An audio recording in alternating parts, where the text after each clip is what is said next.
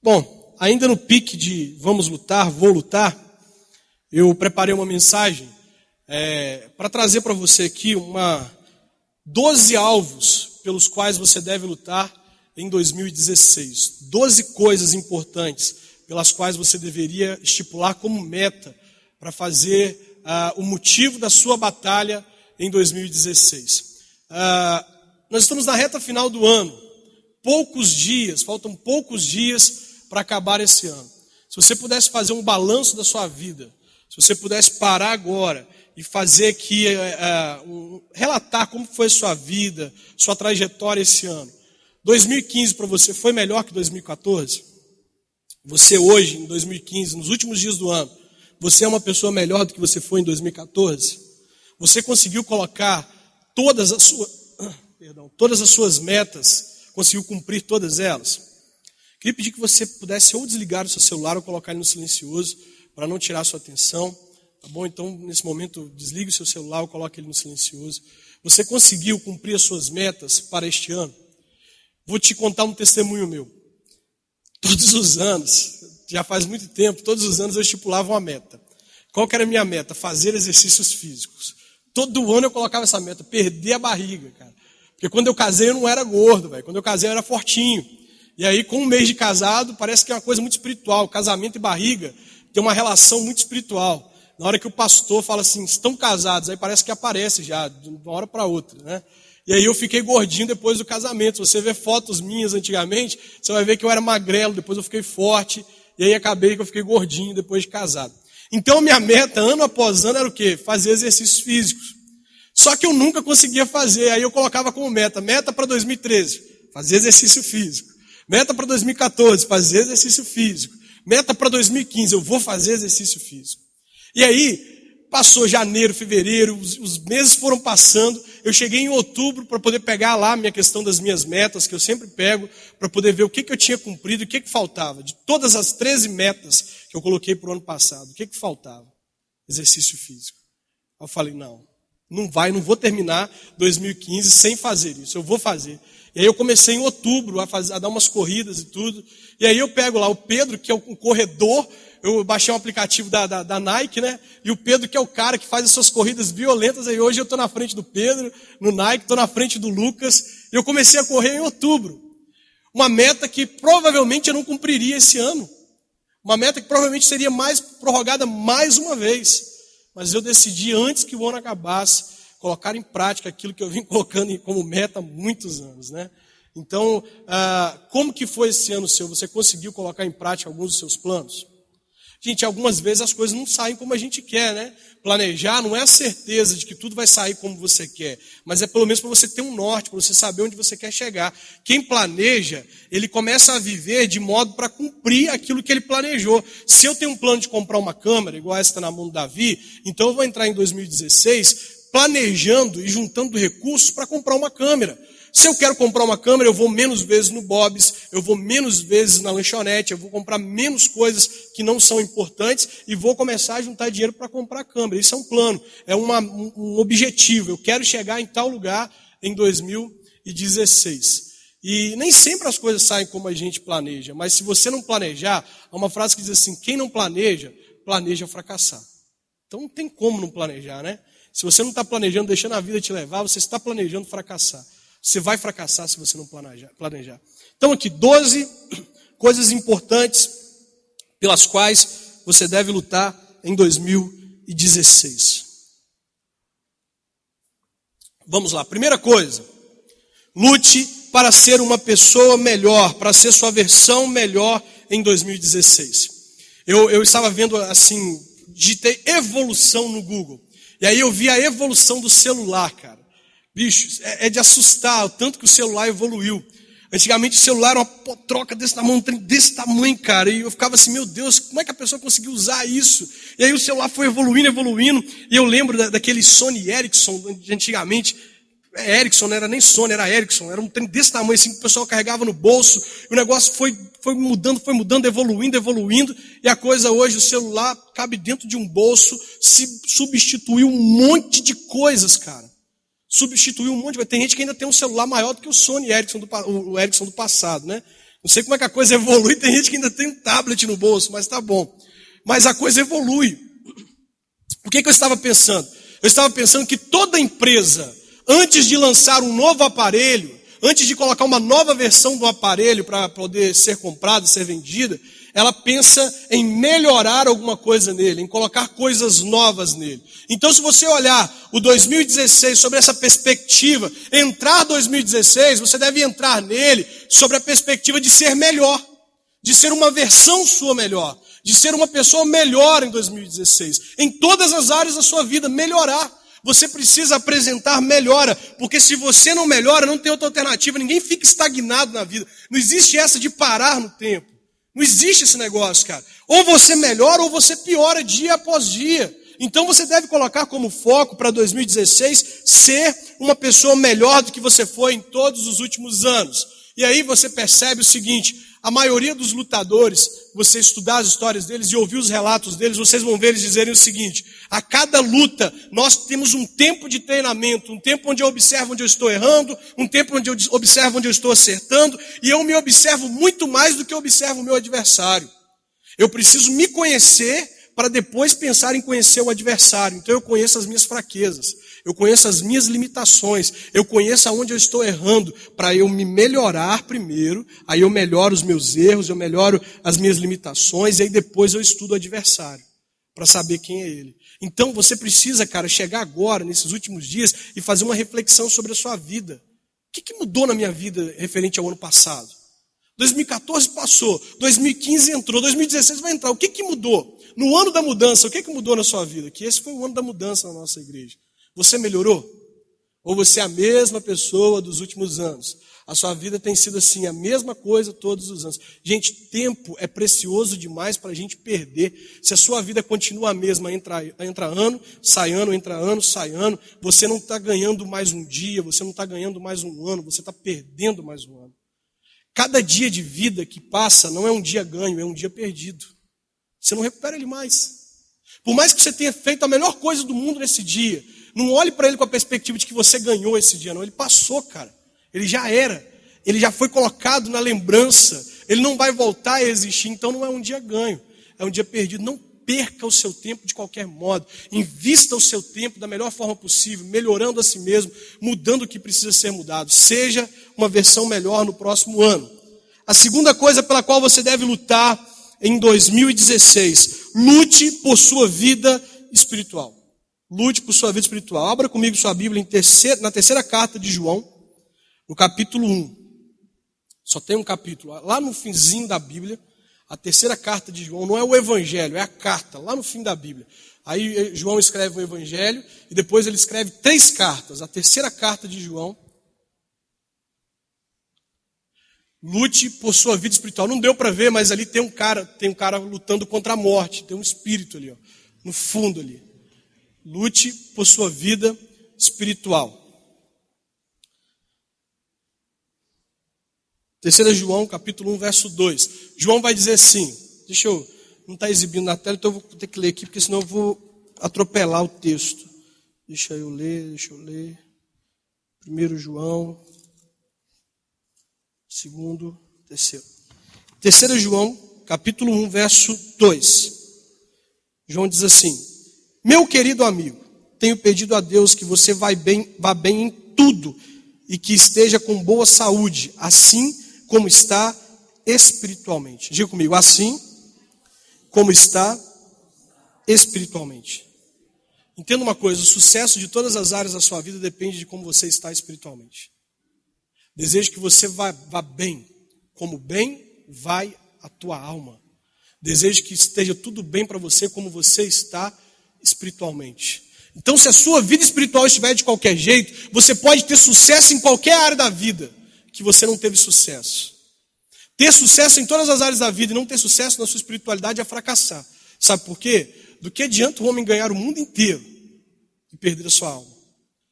Do que adianta o homem ter sucesso em tudo e não ter sucesso naquilo que diz respeito à eternidade dele? Do que adianta ser feliz só nessa terra, se o que importa é o que vai acontecer depois daqui? Se o que importa é a eternidade. Lute pela sua vida espiritual, cara. Lute para você ter uma vida de oração. Oração tem que ser uma coisa que ela tem que começar por imposição. Se você esperar ter desejo de orar, você nunca vai orar. Porque a gente tem muita coisa ao nosso redor, muita coisa que nos atrai mais do que a oração. Então você precisa se impor a partir de 2016, ou começar agora, não deixar para 2016. Esse negócio de deixar para lá, são práticas que você já deve começar a colocar na sua vida agora, a ter na sua vida agora. Então lutar pela vida espiritual é estipular metas de oração. É falar assim, pelo menos 3 vezes na semana eu vou começar a orar 10 minutos. E você sai daqui para fazer isso em casa. Você vai sair daqui para ficar 10 minutos na presença de Deus. E orar não é só ficar falando com Deus. Você pode cantar uma canção para Deus. Já pensou? Você cantar uma canção para Ele. Hoje eu acordei com uma canção no meu coração. E eu não sei cantar, cara. Eu sou muito ruim para cantar. Graças a Deus que eu sei pregar. Porque senão eu estava lascado, eu estava perdido. Mas eu cantei hoje, cara. Eu entrei para dentro do meu quarto e eu me lancei na presença do Senhor. A minha oração foi uma canção. Mas eu fui para a presença de Deus hoje, coloquei essa música, cara, Leonardo Gonçalves cantando, Me Rendo. E cara, poxa, a presença de Deus veio dentro daquele quarto, eu comecei a chorar, e o Espírito Santo veio ali dentro, e eu falei assim, meu Deus, a glória do Senhor está neste lugar. A presença de Deus está aqui. Uma canção que eu cantei para Deus hoje, do meu jeito, todo bagunçado. Mas nem por isso Deus deixou de visitar aquele lugar, cara. Nem por isso Ele deixou de receber a minha oração em forma de uma canção. Então, em 2016, lute por sua vida espiritual, pois o sucesso da sua vida em todas as áreas depende de como você está espiritualmente. Se você estiver mal espiritualmente, você vai mal em todas as áreas da sua vida. Por isso a vida espiritual tem que estar em dia, tem que estar organizada. Desejo que você vá bem em tudo, como você está bem espiritualmente. Então, se você estiver mal espiritualmente, vai ser um reflexo. Terceira coisa pela qual você deve lutar: lute por sua família. 1 Timóteo capítulo 5, verso 8. Abre aí. 1 Timóteo capítulo 5, verso 8. Lute por sua família. Essa é uma palavra muito forte do apóstolo Paulo, cara. Essa palavra me estremece. E todas as vezes me faz refletir sobre o cuidado que eu tenho com a minha casa. Paulo vai dizer assim em 1 Timóteo capítulo 5, verso 8. Pois, se alguém não cuida dos seus próprios parentes, especialmente dos da sua própria casa, negou a fé e é pior que um incrédulo. Olha o que Paulo está dizendo, que quem não cuida dos da própria casa, negou a fé e é pior que um incrédulo. Lute pela sua família. Ei, no que depender de você, tem que ter paz dentro da sua casa. No que depender de você, se tiver alguém brigado dentro da sua casa, você tem que fazer essas pessoas se reconciliarem. No que depender de você, a presença de Deus tem que ir para a sua casa. No que depender de você, os seus familiares têm que ser salvos. No que depender de você. Se os seus pais olham para você e te criticam, talvez o que eles estão criticando em você seja um empecilho para eles serem salvos. Talvez eles estão olhando para você esperando uma mudança de você nessa área que eles vêm criticando há tanto tempo, para que eles sejam salvos, para que eles se entreguem a Deus. Então, observa onde os seus pais vêm te criticando há muito tempo. Talvez você ache assim, um jugo muito pesado, mas deixa eu te falar, para que outros possam viver, vale a pena morrer. Se as pessoas estão te falando assim, Lobac, para de fazer isso, mas eu não estou errando, eu sinto que eu não estou errando, mas meus pais estão pedindo que eu pare, meus pais estão falando que eu estou errado, meus pais estão falando que eu estou errado. Então, se para eles eu estou errado, isso pode ser o motivo pelo qual eles ainda não vieram para a igreja. Porque as pessoas, gente, elas vão vir para a igreja à medida do nosso exemplo. As pessoas esperam ver em nós que nós estamos dando certo para elas também vir. As pessoas esperam ver, Tiago, os frutos obtidos a partir da sua entrega a Deus, porque são os seus frutos que fazem com que as pessoas venham. Então, se há algo na sua vida que os seus pais vêm criticando e apontando há muito tempo, que a sua família, o seu irmão, a sua irmã, seu primo, sua tia vem apontando há muito tempo, cara, pare de fazer, porque isso pode ser um empecilho para que eles venham para Cristo. Quando eu leio a história de Zaqueu, Deus fala forte comigo. Zaqueu queria ver Jesus, mas tinha uma multidão ao redor de Jesus que impedia Zaqueu de ver Jesus. E ainda, ao redor de Jesus existe uma multidão chamada igreja, que está ao redor de Jesus. E muitas vezes essa multidão impede as pessoas de verem Jesus. Por quê? Porque antes das pessoas verem Jesus, eles veem a multidão ao redor de Jesus. Antes de uma pessoa ver Jesus, eles veem você. Eles olham para você. Imagina Zaqueu tentando ir até Jesus, mas tinha uma multidão ao redor dele. E aí ele via aquela multidão era um empecilho para Zaqueu ir até Jesus. E muitas vezes, coisas que estão na nossa vida são um empecilho para que outras pessoas se entreguem a Jesus. Esses dias eu atendi uma mulher de outra cidade. Essa mulher estava conversando comigo que ela não consegue ir para a igreja. É uma cidadezinha pequena, de 6 mil habitantes. Ela não consegue ir para a igreja. Eu falei com ela, por que você não consegue? Ela falou assim, Júnior, eu chego na igreja, aí a menina que está ministrando louvor, a menina ela tem uma vida totalmente errada, a vida totalmente complicada. A pessoa que me recebe na porta vive de qualquer jeito. Olha só, uma multidão ao redor de Jesus, impedindo que os pecadores encontrem Ele. Então, se há algo na sua vida que atrapalha os seus familiares de se entregarem a Jesus, que isso seja extinguido da sua vida em 2016. Mesmo que para você isso não seja errado, para que outros possam viver, vale a pena morrer. Vale a pena negar a si mesmo, vale a pena negar as suas vontades, vale a pena negar aquilo que você acha que está certo, mas que tem atrapalhado outros a se entregarem a Jesus. A quarta coisa pela qual nós devemos lutar em 2016, lute pela igreja. Gente, nós precisamos lutar desesperadamente pela igreja. Lutar pela igreja. A igreja tem sido bombardeada, ela tem mudado o foco dela para muitas coisas. Existem hoje inúmeros seminários e congressos trazendo novas visões para a igreja. Visão disso, visão daquilo outro. E muitos jovens entrando num negócio de igreja que é mais uma balada gospel. Você vai ver aí reportagens na internet de igrejas que estão se transformando em baladas gospel praticamente, em que luzes, tudo doido, um negócio assim que você fala, gente, onde está Jesus nisso? E aí tem congresso de visão para isso, princípio para aquilo e para aquilo outro, quando a nossa visão, em vez de estar voltada para um princípio, voltada para uma obra, ela tem que se voltar para Jesus. A igreja tem que voltar-se para Jesus. Nós precisamos lutar pela igreja desesperadamente, sabe por quê? Porque a igreja do amanhã é fruto dessa igreja de hoje. Você é a igreja de hoje. Você é a igreja de hoje. Então você precisa lutar pela igreja do Senhor. A palavra de Deus diz em Mateus capítulo 16, verso 18, pois eu digo, tu és Pedro, e sobre esta pedra edificarei a minha igreja, e as portas do inferno não prevalecerão contra ela. Tente entender uma coisa. O que Jesus está dizendo aqui para Pedro? As portas do inferno não prevalecerão contra a igreja. Não está dizendo que as portas do inferno vão vir contra a igreja, para poder tentar destruir a igreja. Está dizendo que a igreja vai avançar contra as portas do inferno. É isso que a Bíblia está dizendo. Não é que a igreja fica na retaguarda dizendo assim, nós vamos ficar aqui e o inferno não vai nos abalar. Não, a igreja avança e as portas do inferno, elas não podem prevalecer. Vai caindo tudo por terra. Se nós ficarmos apáticos, se nós levarmos a vida espiritual de qualquer jeito, se nós não tivermos uma luta pela igreja, as portas do inferno vão prevalecer contra a igreja que sou eu, não contra aquilo que Deus tem universalmente para a igreja. Mas ela pode prevalecer contra mim. E a igreja pode ser destruída na minha vida. Por quê? Porque eu não avanço, porque eu não vou contra as portas do inferno. Tá? Então, lute pela igreja. Quinta coisa pela qual nós devemos lutar em 2016. Lute para que outros sejam salvos. Lute para que outros sejam salvos. Vitor, se alguém fizesse muita coisa boa para você pela vida toda, uma pessoa vem, te encontra e faz coisas boas para você, só coisas boas, só um monte de coisas boas, e ela no fim da vida dela só te faz um pedido. Você cumpriria esse pedido dessa pessoa se fosse algo que não fosse pecaminoso? Jesus Cristo veio à Terra e fez só coisa boa para a gente, e ainda continua fazendo. E Ele só nos pediu uma coisa: vão por toda parte e façam discípulos. Vão por toda parte e façam com que mais pessoas sejam salvas. A única coisa que Ele nos pediu foi isso. Cara, o tanto de coisa boa que Jesus fez pelas nossas vidas. O que Jesus fez por você? O que Jesus fez na sua vida? O que Ele fez na sua vida, Davi? Morreu por mim. O que Ele fez na sua vida? Me salvou. O que Jesus fez na sua vida? Libertou. Morreu por mim. Na sua vida, Gui. Fala, Gui. Fala, Gui. O que Jesus fez por você? Ele me... Hã? Você fala tanta coisa comigo no WhatsApp, meu filho? Fala. Mas você fala. O que Jesus fez por você? Aceitou. Vai pensando. Salvou.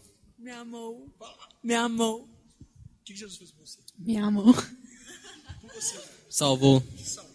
Por você, cara. Morreu por mim. Morreu por você e você. Me deu a chance da salvação. Salvou. Salvou. Concordo com tudo que foi falado. Eu que peguei vocês de surpresa, mas fala sério. Fala sério, tanto de coisa que Jesus fez por nós. Cara, Jesus fez coisa demais por nós, cara. E no fim da vida dele, ele só pediu uma coisa. Vão e façam discípulos. Vão e tragam mais vidas. Vão e façam com que mais almas saiam da direção do inferno e venham para a direção do céu. Foi a única coisa que ele pediu. Custa muito fazer isso?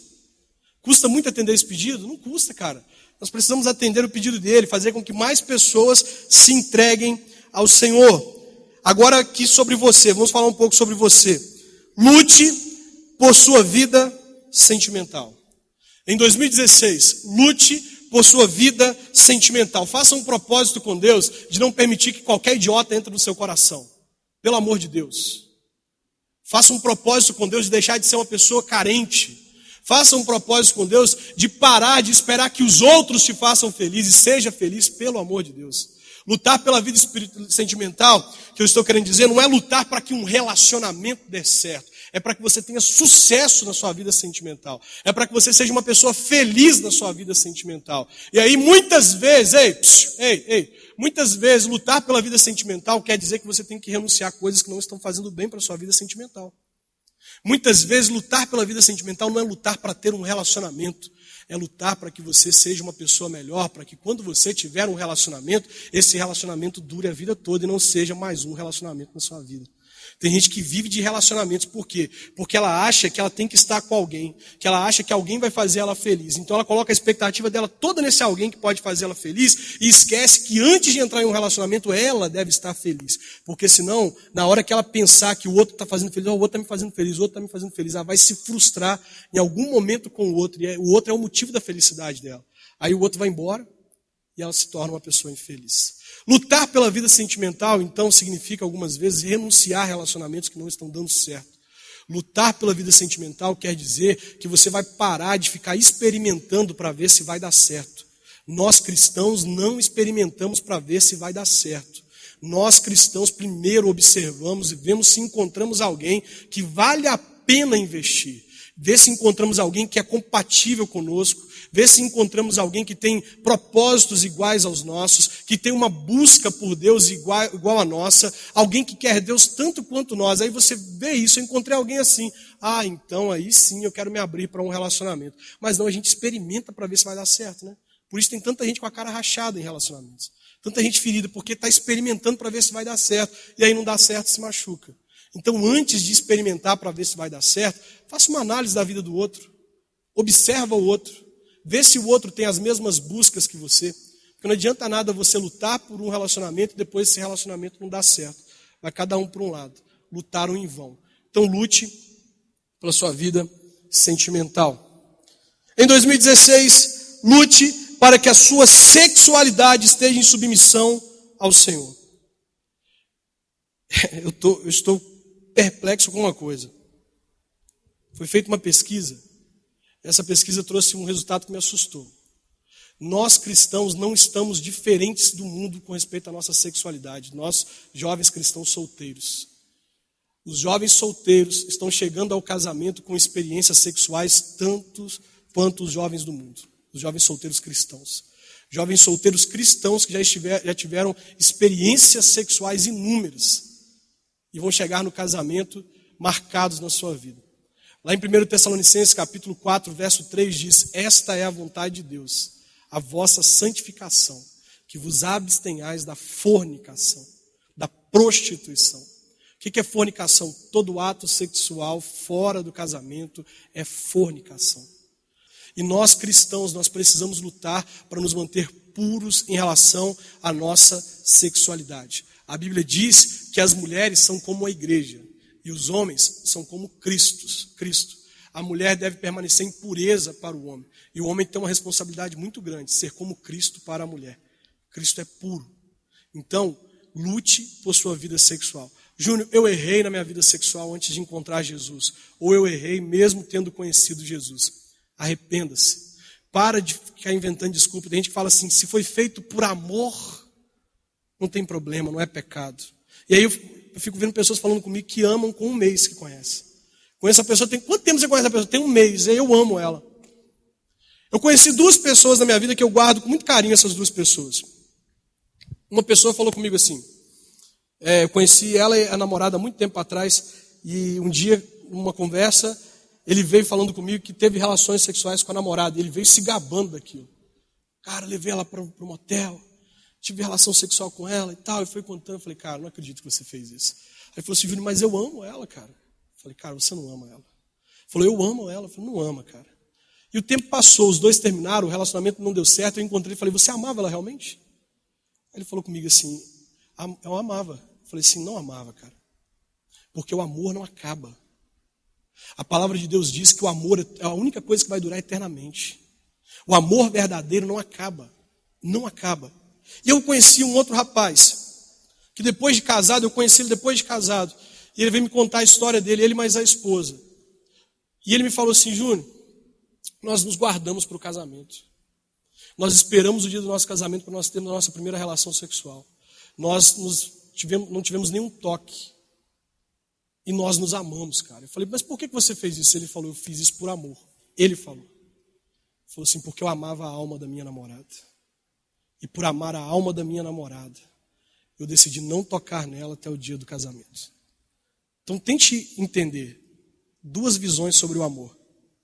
Uma visão egoísta, de que eu tenho que tocar o outro e me satisfazer porque eu amo. E a outra visão de entrega, por eu amar a alma dele, por eu amar a alma dela, eu não vou tocar nela. Qual visão de amor é a certa? O amor não é egoísta. O amor não pensa em si mesmo. O amor não quer o mal do outro.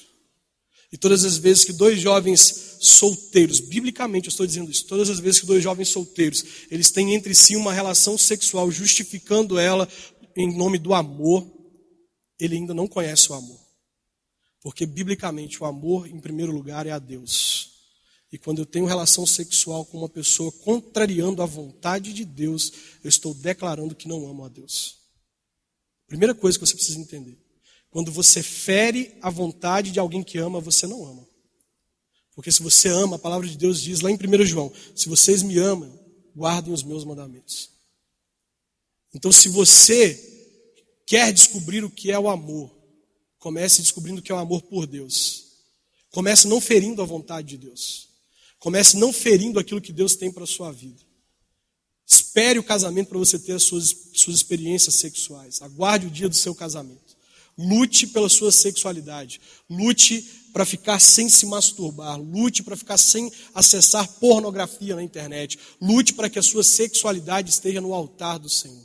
Lute para que você tenha uma vida sexual debaixo da bênção de Deus. Repetindo, se você pecou na sua vida sexual em algum momento dela, arrependa-se. Deus tem perdão para a sua vida. Ele pode te perdoar. Não estou te impondo um jugo que eu não posso tirar. O Senhor tem perdão para nós.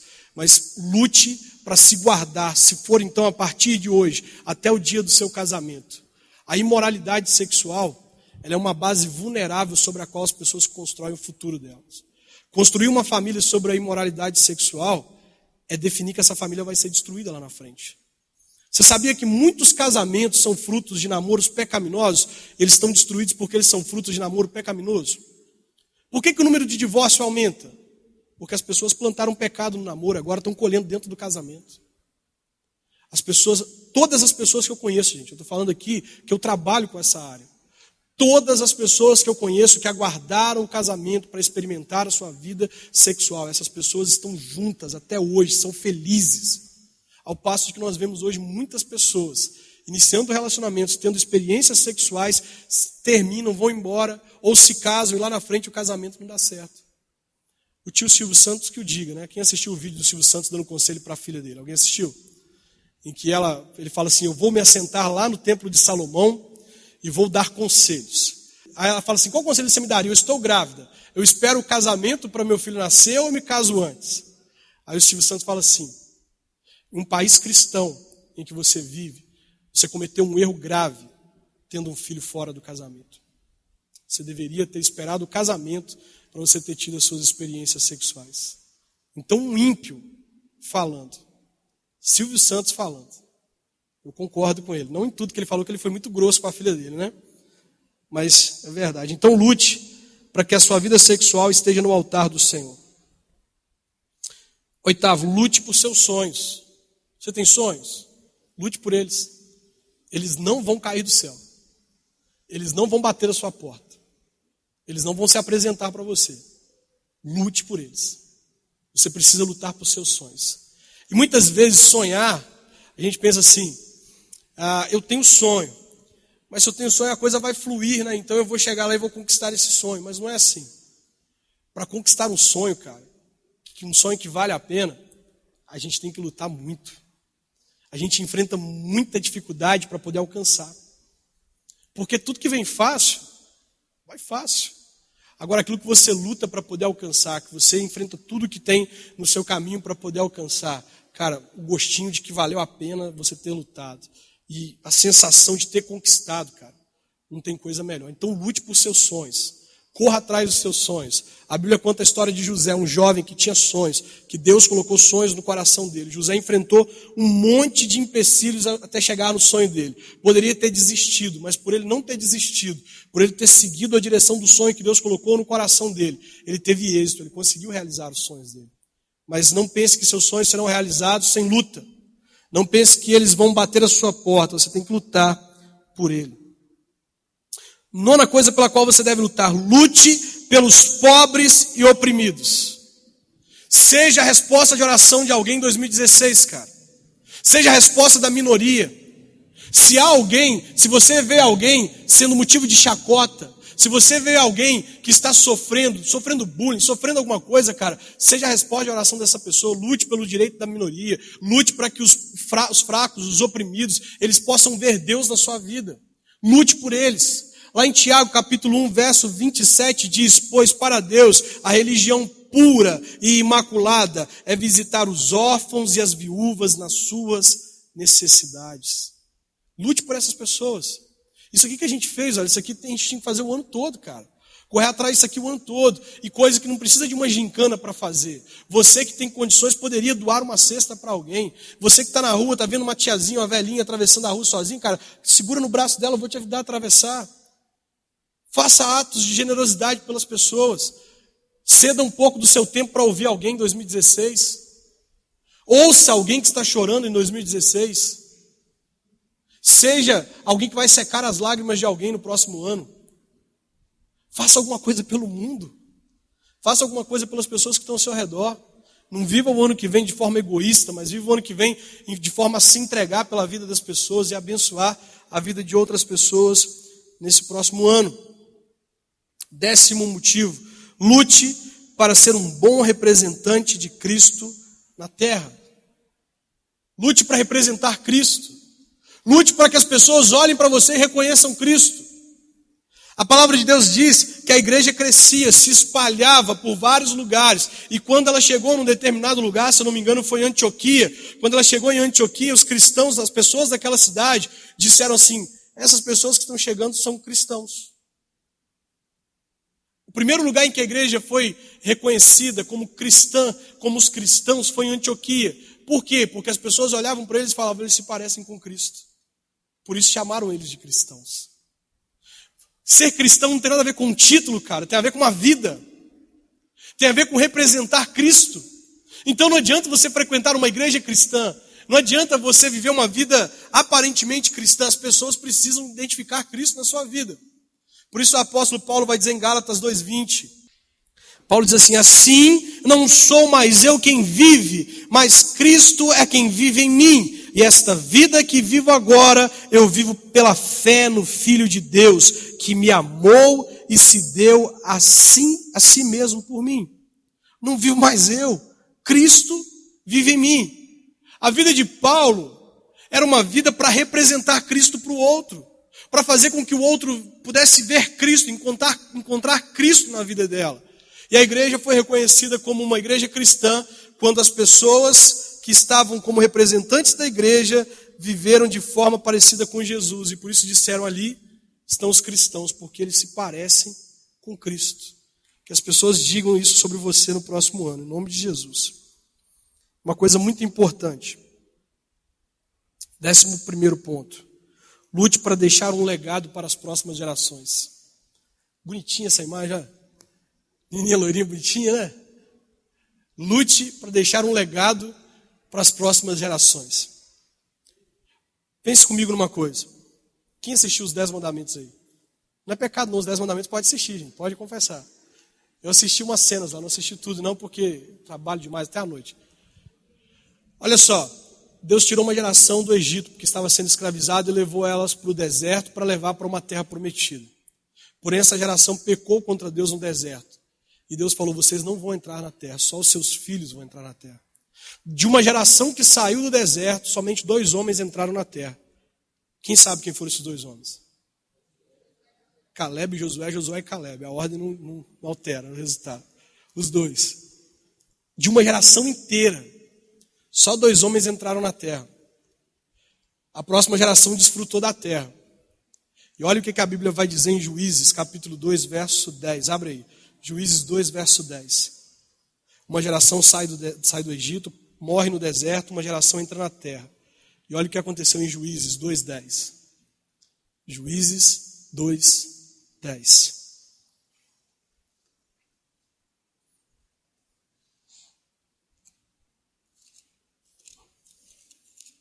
Juízes 2, 10.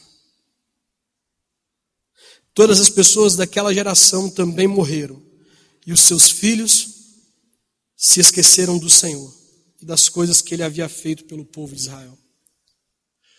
Uma geração sai do Egito, morre no deserto, uma geração entra na terra prometida e morre na terra prometida, mas a geração que sai dessa geração que entrou na terra prometida não conhecia o Senhor. Olha só, os nossos avós viveram um tempo espiritual melhor que o nosso. Nós estamos vivendo um tempo espiritual. Dá uma olhada para a vida espiritual da nossa geração para você ver. Não é igual ao dos nossos avós. No tempo da minha avó, na Rua Azusa, em 1915, um homem chamado William Seymour, negro, funda o movimento pentecostal nos Estados Unidos. E aquele homem cheio do Espírito Santo, cheio do mover de Deus, ele traz um impacto sobre a sua geração. Nossa geração não tem um modelo que você pode olhar e falar assim, poxa, esse cara traz um impacto sobre a nossa geração. Um impacto espiritual sobre a nossa geração. Agora você imagine que a geração posterior vai beber da nossa fonte. O que vai ser da igreja, gente? O que vai ser da igreja? A próxima geração vai beber da nossa fonte. A nossa geração, ela negocia princípios. A nossa geração faz coisas em nome do amor sem conhecer o amor. A nossa geração está aquém de Deus. O que vai ser da próxima geração? O que vai ser? Nós precisamos viver para deixar um legado para a próxima geração, um legado de uma vida espiritual pautada nos princípios da palavra de Deus, que não nega a palavra de Deus sob nenhuma circunstância, que vive os ensinamentos de Cristo, mesmo que tenha que perder, uma geração que vai aprender, a partir do nosso exemplo, a negar a si mesmo, a não negociar valores, a não negociar princípios, a não se afastar de Deus. Ei, não te assusta saber que os seus filhos terão a mesma vida espiritual que você? Não te assusta saber que os seus filhos terão o mesmo compromisso com Deus que você? Não, vou falar o mesmo não. Um compromisso aquém do seu. Não te assusta saber disso? Que os seus filhos podem ter menos compromisso com oração, com vida espiritual, com a igreja, do que você? Levantou-se uma geração que não conhecia o Senhor. Eu tenho pavor de pensar na geração em que a minha filha vai viver. Pavor. Eu me estremeço de pensar em que princípios eu tenho deixado para minha filha. Eu me estremeço de pensar que eu sou o exemplo dela. E que se eu for um mau exemplo, ela vai transmitir esse exemplo no futuro. Lute para deixar um legado para as próximas gerações.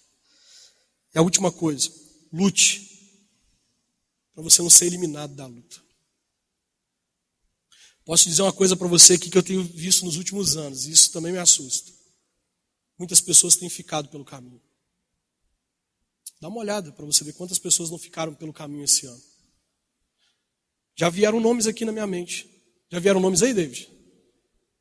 Já vieram nomes aí? Já vieram nomes aí de pessoas que ficaram pelo caminho? Já vieram nomes aqui. E não é pessoas, Mateus, que ficaram pelo caminho porque não tiveram ajuda. David ajudou, eu ajudei, os líderes ajudaram. Nós estamos para viver o tempo de maior apostasia que nós já vivemos. Falando com muito temor. 2016 vai ser um ano muito difícil para o Evangelho. 2016 vai ser um ano para provar quem é de Cristo e quem não é. Cada dia que passa, os dias estão ficando mais difíceis. Nós vamos abrir o tempo da apostasia em 2016. Você precisa lutar para que a tua vida esteja no altar do Senhor. Você precisa lutar para ter raízes no altar do Senhor, para ter raízes firmes em Deus, para você não ficar pelo caminho. Eu estou olhando para pessoas que o ano que vem podem não estar mais sentadas aqui me ouvindo, porque vão deixar a vida espiritual sendo levada de qualquer jeito. Então, uma palavra para você em nome de Jesus. Lute para que em 2016 você não seja eliminado da luta. Lute para que ao final de 2016 você ainda esteja firme. Para que eu continue olhando para você mais um ano. Lute, eu estou falando isso para mim. Gente, a igreja tem sido perseguida de uma forma dura. Muitas pessoas renunciando sua fé, muitas pessoas brigando entre si dentro da igreja, muita picuinha, muito problema, muita gente olhando para o homem, muita gente olhando para as pessoas e muita gente ficando pelo caminho. Tem muita gente ficando pelo caminho. Lute para que você não fique pelo caminho em 2016. Lute para que a gente não tenha que ficar orando pela sua vida porque você se afastou, porque você não está buscando o Senhor, porque sua vida está fora da presença de Deus, porque você está caminhando a passos largos para o inferno. Lute para que em 2016 a sua vida espiritual esteja aquecida por Deus. Lute para que em 2016 você esteja com a alma cheia da presença de Deus e que o fogo do Espírito permaneça sobre a sua vida. Porque infelizmente, eu estou falando isso aqui, a probabilidade é muito grande. Alguns de nós pode ser que em 2016 não estejam mais aqui entre nós. Pode ser que alguns de nós em 2016 sejam vencidos pelas tentações do passado. Oportunidades estão surgindo.